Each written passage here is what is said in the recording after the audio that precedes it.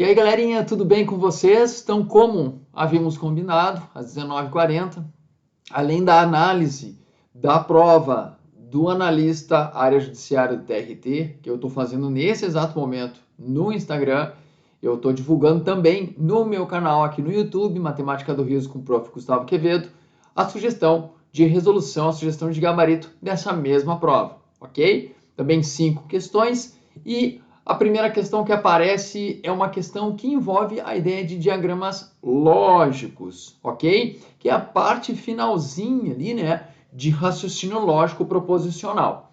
Olha que legal a questão. Diz assim: em determinada escola de línguas, todos os professores que ensinam chinês ensinam também inglês. Nessa escola, há pelo menos um professor que ensina alemão e chinês, e há pelo menos um professor que ensina francês e inglês. É correto afirmar que nessa escola de línguas, necessariamente, né, ou seja, obrigatoriamente, aí nós temos ali as alternativas que relacionam os professores dessas 4 línguas. Bom, quando eu falo em diagramas lógicos, galerinha, eu estou falando de conjuntos, ok? Então, como é que eu vou fazer essa questão? Eu vou fazer step by step o baby, ok? E mostrar para vocês uma sugestão de resolução. Para a galera que já manja desse tipo de questão, parabéns! Pode continuar com a sua estratégia. Para a galera que não sabe nem por onde começar, presta atenção de como eu vou fazer. Então eu vou partir da primeira informação. Diz ali, ó, todos os professores que ensinam chinês ensinam também inglês. Então eu vou fazer o seguinte, vou pegar aqui a canetinha e vou fazer assim, ó. Deixa eu pegar a canetinha aqui. Então eu vou fazer assim, ó, eu tenho uma ideia. Então vamos supor que aqui dentro desse conjunto tem todos os professores que ensinam chinês. Então eu botei a letra C ali para indicar que são todos professores de chinês. Todos os professores que ensinam chinês também ensinam inglês. Então, eu vou colocar esse conjunto dos professores que ensinam chinês dentro do conjunto dos professores que ensinam inglês. Ok? Então, todo professor que ensina chinês ensina inglês. Então, a primeira informação foi dada. A segunda informação diz o seguinte: nessa escola também tem pelo menos um professor que ensina alemão e chinês. Alemão e chinês. Então, existe um professor, vamos botar aqui, ó, que ensina alemão e inglês. Bom, vamos lá. Eu vou fazer o seguinte, eu vou partir da ideia que esse conjunto aqui, ó, é a galera que ensina alemão. E esse pontinho aqui é esse professor que ensina alemão e chinês. Quantos são? Não sei, mas eu vou partir dessa ideia, ok? E a outra informação é que pelo menos um professor que ensina francês também ensina inglês. Então eu vou fazer o seguinte, eu vou pegar esse conjunto aqui e dizer que são os professores de francês. E esse professor que ensina também inglês é aquele pontinho ali, ok? Bom, a gente tem uma primeira situação que é essa aqui. Como é que eu continuo a resolução dessa questão? Agora eu vou analisando as alternativas. A partir das alternativas, é interessante notar que a gente pode criar outras possibilidades, ok? De formação de conjuntos. Vejam bem, aqui é uma primeira situação. Eu vou escrever assim, ó, primeira situação. Ué, professor, por que a primeira situação? Bom, porque se diz, por exemplo, que tem pelo menos um professor que ensina alemão e chinês, ele pode ser o único. Ok? Existe pelo menos um, ele pode ser o único que ensina alemão e chinês, assim como o que ensina francês ensina inglês também, pode ser o único, ok? Ou daqui a pouco pode ser todos que ensinam alemão ensinam chinês. Então existem várias possibilidades. No que a gente tem que se prender, galerinha? A gente tem que se prender a isso aqui, ó, pessoal. Deixa eu mudar a cor da caneta. Se eu conseguir mudar a cor da caneta. Aí, acho que agora vai dar certo. Ó, eu tenho que me prender a isso aqui, ó, a essa palavra aqui, necessariamente, ou seja, obrigatoriamente em qualquer situação. Eu dou uma dica que pode ser válida principalmente para aquele candidato que está começando a estudar raciocínio lógico, seja proposicional ou a partir dos diagramas lógicos, ok? Então, assim, ó, comece experimentando as alternativas, tá? Até tu conseguir visualizar isso na tua mente. Então, eu vou partir dessa primeira situação e aí eu vou ver alternativa por alternativa. Na alternativa A diz assim, ó, todos os professores que ensinam inglês ensinam também francês. Falso. Por que falso, professor? Porque olha só, eu tenho, deixa eu ver se eu consigo mudar a cor da minha caneta aqui. Eu tenho aqui, ó, vou pegar uma canetinha azul, pode ser azul, pode ser azul. Eu tenho, por exemplo, ó, todos os professores que ensinam inglês, ensinam também francês. Não necessariamente, ó. Aqui é uma situação que esse professor de inglês não ensina francês. Então, como tem que ser obrigatoriamente sempre, então essa aqui está errada. Letra B. Todos os professores que ensinam alemão ensinam também inglês. Nessa situação aqui, ó, nossa, muito óbvio, ó. Se eu pegar esse professor aqui do alemão, ele não ensina inglês. Então, não está rolando. Letra C, né, alternativa C. Há pelo menos um professor que ensina alemão e francês. Há pelo menos um professor que ensina alemão e francês. Não necessariamente. Por quê? Porque nessa minha situação aqui, que eu coloquei para vocês, nenhum professor de alemão ensina francês. Talvez quem está assistindo aqui o vídeo comigo vai pensar assim, ó, mas pode ter. Não, aí que tá. Pode ter. Mas não te esquece que ali na questão diz necessariamente, em qualquer situação, vai ser sempre verdadeiro. E a gente sabe que não vai ser sempre verdadeiro. Letra D. Há pelo menos um professor que ensina francês e chinês. Pô, gente, aqui a gente sabe, olha só, chinês está aqui, francês está aqui, eles nem se encontram. Então a letra D também não é necessariamente. E, obviamente, sobrou a letra E, que é a resposta da nossa questão. Há pelo menos um professor que ensina inglês e alemão. Certo, pessoal? Por quê? Porque como todo professor de chinês ensina inglês, em algum momento, para o conjunto dos professores que ensinam alemão chegar nos chineses, eles vão ter que passar por alguma região dos professores que ensinam inglês. Então, a letra E é a nossa alternativa correta. Pelo menos um professor que ensina inglês também vai ensinar alemão, ok? Uma questão bem clássica de raciocínio lógico na parte de diagramas lógicos, ok? Muito bem, espero que vocês tenham gostado da questão, eu achei muito legal. Tem outra questão de raciocínio lógico nessa prova aí, que eu gostei muito de fazer, inclusive já fiz a minha consultoria com o professor Zambelli, porque envolve uma parte de português ali. Tá, galerinha? Vamos seguir? Vamos seguir, turminha. A próxima questão, pessoal, ela é essa aqui, ó. Os bens do senhor João foram partilhados após sua morte. Os custos processuais correspondem a 10% do valor total dos bens. Após os custos, a partilha foi feita de modo que a esposa do senhor João ficou com metade do saldo e a outra metade foi repartida igualmente entre os 3 filhos do casal. A parte de cada um dos filhos em relação ao valor total dos bens antes dos custos corresponde a... Bom, aqui, pessoal, uma questão bem acessível de porcentagem. A gente só tem que tomar cuidado com as informações do enunciado. Então, eu vou partir assim, ó. Vou pegar uma canetinha preta aqui. Então, eu vou partir assim, ó. Tá, agora sim. Tá? Eu tenho 100% dos bens do seu João. Ok? 100% dos bens. Quanto é? Não sei. Eu posso usar que é R$100, que é 100, que é 1, que é 10? Pode. Aqui vale essa estratégia também, tá, pessoal? Mas a gente pode fazer só usando as porcentagens. Bom, o que eu tenho? Eu tenho o seguinte. Desses 100%, 10% foram para os custos.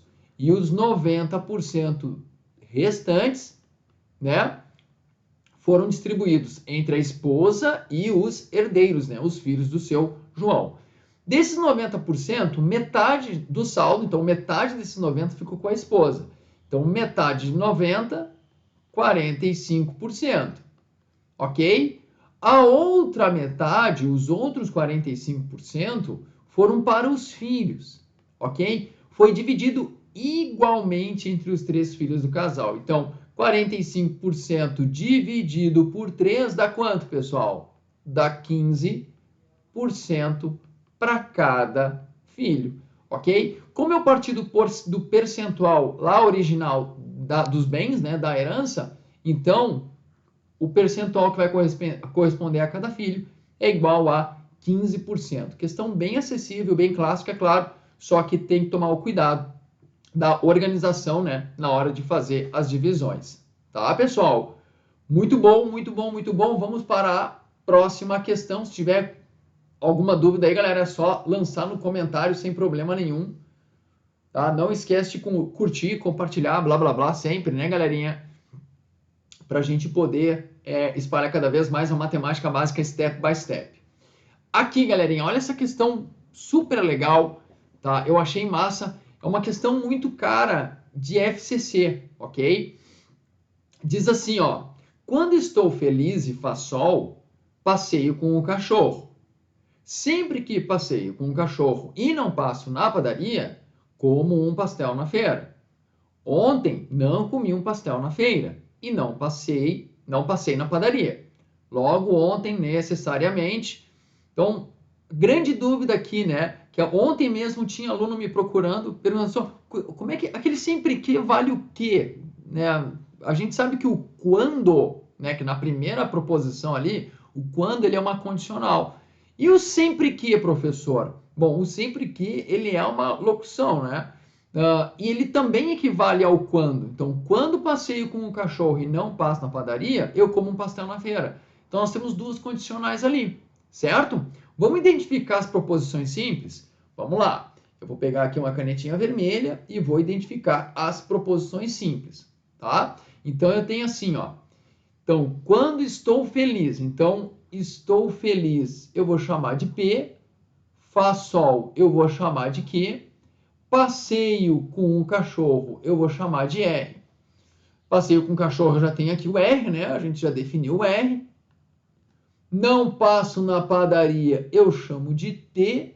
E como um pastel na feira, eu vou chamar de S. Então, vou fazer aqui embaixo, ó. Como um pastel na feira, eu vou chamar de S. Já me perguntaram uma vez sobre essa ideia de levar um não dentro da proposição. Tá, galera? Se quiser chamar de não ter, de botar um não aqui na frente, tá tudo certo, ok? Isso não vai influenciar no valor lógico final que a questão está perguntando, ok? Vamos organizar essas proposições? Olha só como é que ficam essas proposições organizadinhas.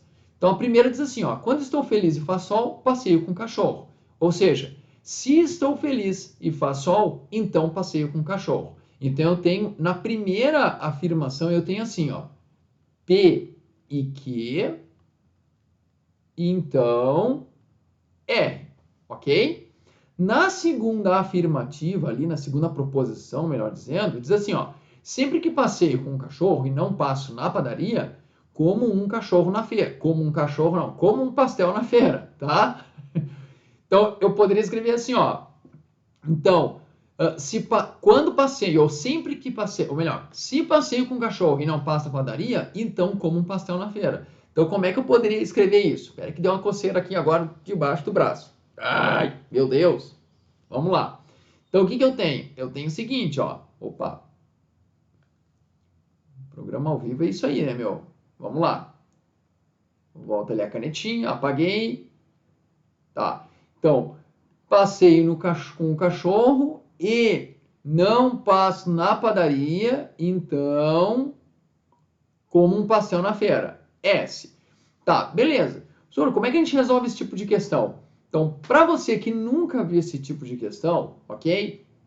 E não tem a menor ideia de como é que faz a questão, considera todas as afirmações compostas, né, A1 e A2, verdadeiras, ok? Tu parte do pressuposto que elas são verdadeiras, tá? Então, essa 2 aqui, ela é verdadeira, tá? E essa 1 aqui, eu tô partindo do pressuposto que ela é também verdadeira. Sempre, tá, galera? Sempre parte que elas são verdadeiras, tá? Tu acredita na questão. Bom, diz o seguinte ainda na questão. Ontem eu não comi um pastel na feira. Então, se eu não comi um pastel na feira, a proposição S, ela é falsa. Vou botar um falso aqui. E não passei na padaria. Então, a T é verdadeira. Então, a T é verdadeira. Ok?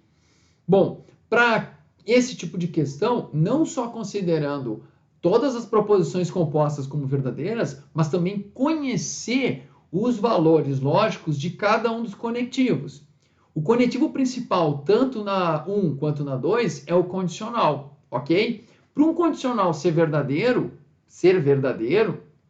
ele tem que ter o seu antecedente verdadeiro e o seu consequente verdadeiro, ou então o seu antecedente falso, ok? Independente do consequente. Ah, tá falando muita coisa.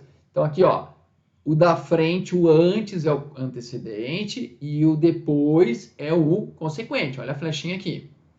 Bom, eu sei que esse cara aqui é falso, ou seja, todo esse aqui, ele tem que ser falso também, para que a condicional seja verdadeira. Galera, isso são as regras dos conectivos lógicos, ok? Então, se tu não sabe isso, provavelmente vai ter dificuldade para fazer esse tipo de questão. Tá, legal, senhor, mas olha só, eu tenho um verdadeiro e como é que eu vou descobrir o R? Bom, para que esse carinha aqui, que é o nosso E, que é o nosso E, que é a nossa ali, a nossa conjunção, para que ela seja falsa, tem que ter pelo menos um falso. Como o T já é verdadeiro, então o R ele só pode ser falso, ok? E falso com falso dá verdadeiro, certo? Então uma coisa é certa, R é falsa. Quem é o R? Passeio com o cachorro. Então uma coisa eu tenho certeza, que eu não passei com um cachorro. Ora, se a gente olhar as alternativas, nós encontramos a alternativa D. Não passeei com um cachorro. Bom, vocês devem estar se perguntando, tá, e a primeira proposição ali, a primeira proposição composta, né? O que eu faço com ela? Bom, não tem muito o que fazer com ela. Por quê? Porque eu sei que o R é falso. E esse cara aqui tem que ser falso. Só que para ele ser falso, o que vai acontecer? O P e o Q podem ser ambos falsos. O P pode ser falso e o Q verdadeiro. O P pode ser verdadeiro e o Q é falso. Então aqui, ó, tanto para o P quanto para o Q, nós dizemos que é inconclusivo. É inconclusivo. Então a única coisa que a gente tem certeza mesmo é que eu não passeei com o cachorro. Ótima questão, principalmente, pessoal, pelaquela locução sempre que. Então, a locução sempre que pode ser substituída por quando.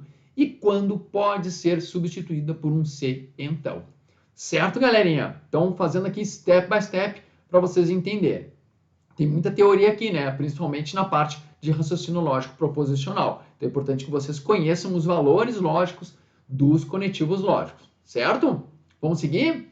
Vamos lá. Próxima questão, pessoal. Uma questão que diz assim, ó, uma loja costuma contratar costureiras de acordo com as encomendas que recebe. O dono da loja sabe que em 4 dias, 15 costureiras fazem 18 cortinas trabalhando juntas e no mesmo ritmo. Ele recebeu uma encomenda de 120 cortinas para serem entregues em 16 dias. Para entregar essa encomenda no prazo estipulado, o número mínimo de costureiras que ele precisa contratar é... Então, a questão clássica de regra de 3. Ok? Clássica de regra de 3 mesmo, pessoal. Então, existem várias formas de fazer uma questão que envolve regra de 3 composta, tá, pessoal? Eu não sei se eu falei simples, eu acho que eu falei simples. Então, essa aqui é uma regra de 3 composta, tá? Porque tem 3 grandezas. Tem o tempo, dias, o número de costureiras e a quantidade de cortinas, ok? O que normalmente a gente faz? A gente vai separar as grandezas, que são 3, e na grandeza no meio, no centro, a gente vai colocar aquela que a gente está buscando a resposta, ou seja, a quantidade de costureiras.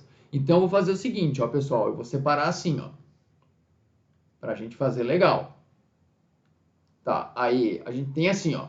Então, a gente tem lá número de dias, a quantidade de costureiras, fazer assim, step by step, o baby, para vocês entenderem, e a quantidade de cortinas. Tá? Eu vou mostrar um jeito, pessoal, de fazer regra de 3 composta, tá? Ah, eu faço pelo produto, pela propriedade, da proporção, eu não sei. Beleza, galera. O importante é que vocês encontrem uma maneira. Eu não gosto quando fica essa coisa assim, ah, mas o fulano ensina mais assim, menos assim, o outro é desse... Porque todo mundo tem uma forma de entender. Claro que a gente está falando de um concurso público, que o tempo conta bastante, ok? Então, o que eu sugiro? Que tu aprenda bem uma forma de resolver regra de três composta e seja mais rápido na hora da resolução, ok? Mas que tu saiba o que tu está fazendo. Então, vamos colocar os dados aqui? Então, olha lá. Então, em 4 dias, 15 costureiras, tá? Fazem juntas 18 cortinas. Então, ele recebeu uma encomenda de 120 cortinas, então 120, para serem entregues em 16 dias. E quer saber quantas costureiras, né, vão ser preciso contratar no mínimo. Então, o que eu sugiro aqui, pessoal? A gente avaliar cada uma das grandezas, dias e cortinas, com a grandeza costureiras, ok? Então, sempre colocar, aí é uma forma que eu estou sugerindo para vocês, sempre colocar a variável que tu quer encontrar no meio, né, a grandeza que tu quer encontrar no meio, a variável como segunda, e aí tu parte assim, ó, o que tu quer encontrar igual a 15, que é o número que está na mesma grandeza, 15 vezes. E aí tu faz uma barrinha de fração. Tá, quem é que vai em cima e quem é que vai embaixo? Agora aqui vem o método de fazer a regra de três composta. Então o que tu faz? Tu faz o seguinte, na prova, aqui eu não vou ter que mostrar para vocês, mas na prova tu faz assim, ó, tapa uma das grandezas, qualquer, ou dias ou cortinas. Eu vou tapar dias, tá? Então eu vou riscar aqui dias. E aí eu vou fazer o seguinte raciocínio. Bom, vamos lá. 15 costureiras fazem 18 cortinas. Nesse tempo aqui, né? Considera o tempo aqui fixo, tá? Então, 15 costureiras fazem 18 cortinas em 4 dias. Para fazer 120 cortinas em 4 dias, eu preciso de mais ou menos costureiras? Bom, o tempo continua o mesmo, mas o número de cortinas aumentou, então eu preciso de mais costureiras. Esse mais tu vai colocar aqui, ó, na cortinas, ok? Então tá. Aí tu vai pegar, tirar o dedinho aqui de cima dos dias e vai colocar o dedinho aqui em cima nas cortinas, tá? Tu vai considerar que as cortinas, que a quantidade de cortinas é a mesma. E aí tu vai fazer mesmo questionamento. Bom, em 4 dias, 15 costureiras fazem um número de cortinas, tá? Para fazer esse mesmo número de cortinas em 16 dias, precisa de mais ou menos costureiras. Bom, elas vão ter mais tempo para trabalhar, então não precisa de tanta costureira, pode ser menos costureiras. Então, bota o menos lá no dias. E tira o dedinho de cima de cortinas. E agora, prof? Agora tu vai fazer o seguinte. Lembra que aqui tu colocou o x igual a 15 vezes uma fraçãozinha. Em cima, no numerador, tu vai colocar o maior valor onde tem mais e o menor valor onde tem menos. Então, o maior valor onde tem mais é o 120. O menor valor onde tem menos é o 4.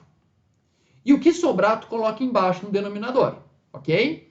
Então, aqui vai ficar 16 e aqui vai ficar 18. Tá? E agora faz a continha passo a passo.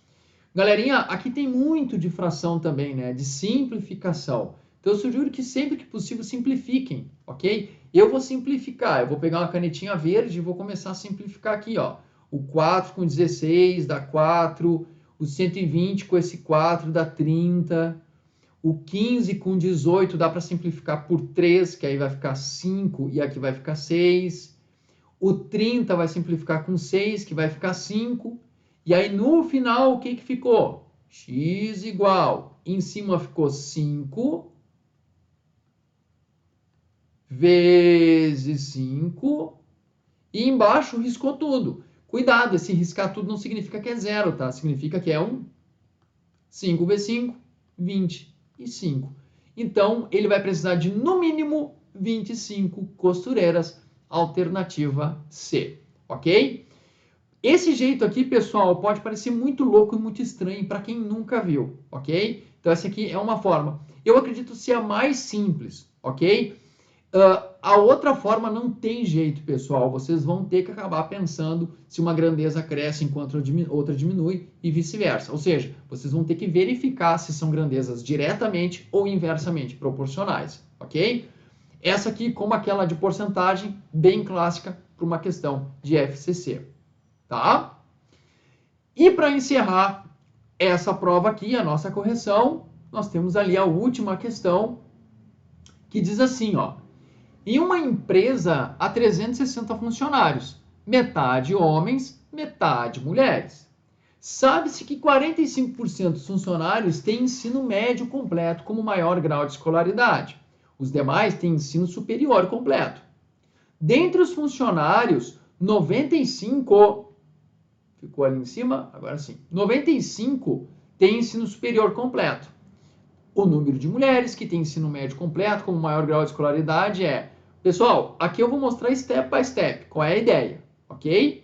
Então eu vou fazer o seguinte, vamos começar por partes, tá? Então são 360 funcionários. Então tem 180 mulheres, 180 homens, certo? Então eu já posso partir daí. Eu tenho assim, 180 mulheres e 180 homens. Ok? Eu sei isso. Bom, uma outra, guarda essa informação, tá? Eu vou fazer dois esquemas. Por quê? Porque dos funcionários, eles fazem menção em relação ao gênero e em relação à escolaridade. Bom, diz que 45% dos funcionários, ou seja, dos 360, tem ensino médio.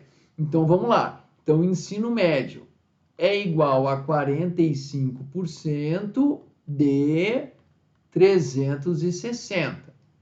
Então, isso aqui é a mesma coisa que 45 sobre 100 vezes 360. Aí aqui, né, pessoal, é aquela velha nossa matemática pura, né? 45 vezes 360 vai dar igual a 162. Então, 162 funcionários têm ensino médio completo, ok? Então, o ensino superior vai ser 360, vai ser o restante, menos 162, que vai dar igual a 198, ok? Bom, essa informação de ensino superior, para mim não é importante não, tá? Por quê? Porque nós temos o seguinte, ó, desses funcionários homens aqui, 95 tem ensino superior completo. Então, o que eu vou fazer? Eu vou fazer assim, ó, 95 tem ensino superior completo. Então, o restante vai ter ensino médio, aqui ensino superior. 95 é ensino superior. Aí, aqui vou botar um ES assim, ó. Então, é ensino superior completo. Então, o restante, que vão ser os 85, ensino médio. Mas olha só a jogada, galera. Olha que legal. Eu sei que o total de ensino médio é 162. Se são 85 homens, então o número de mulheres vai ser a diferença entre eles. Então, 162 menos 85, ó, pediu emprestado, 2 menos 5, 7, aqui ficou 15, 15 menos 8, 7. Então, 77 mulheres, alternativa A, que vão ter o ensino médio completo. Ok, galerinha? Então, outra questão sobre porcentagem aqui, mas que também poderia ter sido resolvido por uma tabela de dupla entrada, ok? Muitos professores utilizam essa ideia. Como eu faço step by step, ou seja, passo a passo o baby, então eu faço a partir desse esquema assim de flechinhas, ok? Para vocês poderem enxergar. E aí sim, depois disso, encontrarem uma estratégia que para vocês fique bem melhor de chegar na resolução. Certo, galerinha? Nossa, quase 30 minutos de resolução. Agradeço vocês curtirem e compartilharem aqui a minha resolução, minha sugestão de gabarito. Espero que vocês tenham ido bem. Para a galera que fez essa prova na área judiciária do TRT. E em breve teremos TRT Curitiba, né, TRT Paraná, para a gente poder também discutir. Acompanha comigo aqui no meu canal as dicas e outras resoluções e sugestões de gabarito de outras questões, ok? Qualquer coisa, galerinha, só comentar aqui e mandar um recado para mim, certo? Ó, saúde e paz para vocês, tudo de bom. Ah, antes que eu me esqueça, aqui, aí sim, e corta!